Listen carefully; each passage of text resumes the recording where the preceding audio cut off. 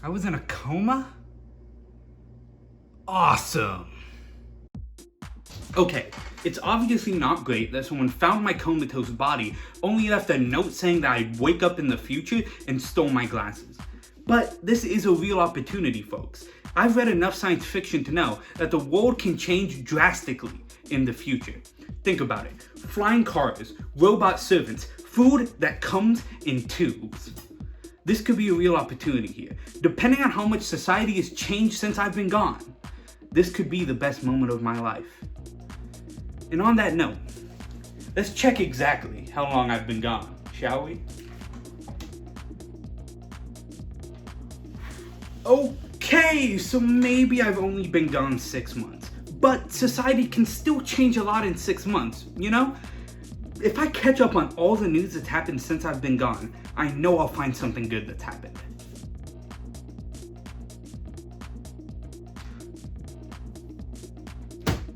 Okay, so exactly nothing good has happened since I've been gone. But this is still an opportunity. I can now read a DC Comics event that I couldn't have read 6 months ago. Not you. I'm talking about DC Future Slate, which is a time jump into the future for the DC universe.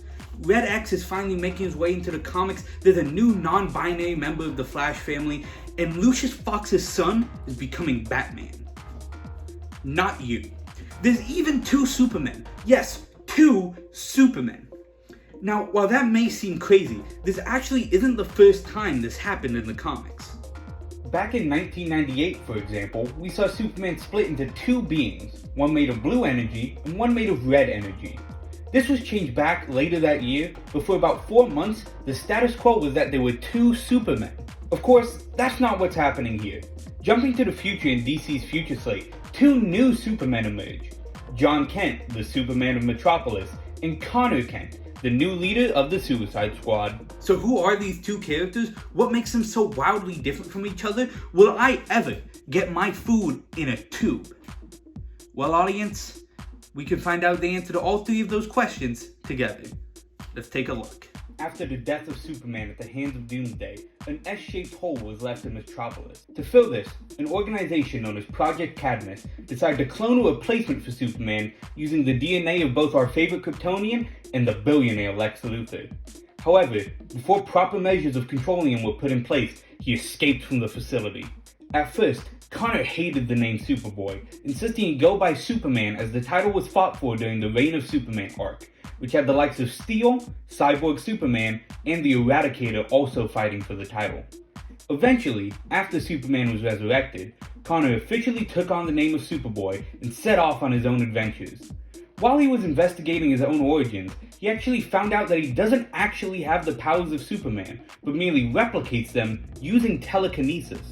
It was actually during this time that he joined the Suicide Squad for a little bit, though he quickly left to focus on his schooling. However, what you likely know Superboy from is Young Justice. While he was a large part of the team in the comics, forming a close bond between himself, Tim Drake, and Bart Allen, I of course mean the animated TV show premiering in 2010. Ironically, it was at this peak of Connor's popularity that he started to slowly disappear from the DC universe. You see, after the show's cancellation in 2014, Connor basically got replaced in DC canon during the event DC Rebirth. You see, not only did the Rebirth event essentially make it so Connor never existed, but the Convergence event saw the birth of what was essentially his replacement in the form of John Kent, the biological son of Superman and Lois Lane. It wasn't long before that child grew up and learned of his powers, with Clark officially giving him the mantle of Superboy in November of 2016.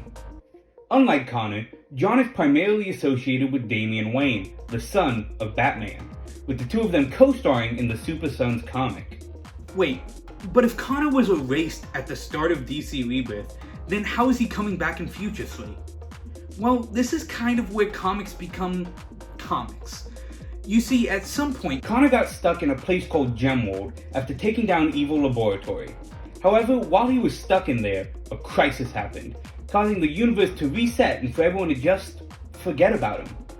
After settling down with a wife and kid of his own, Connor was eventually recruited by the new Young Justice team, which included not only Bart Allen and Tim Drake, but new characters such as Teen Lantern and Jenny Hex. And that's not even the end of the Superman family, or even alternate Supermen.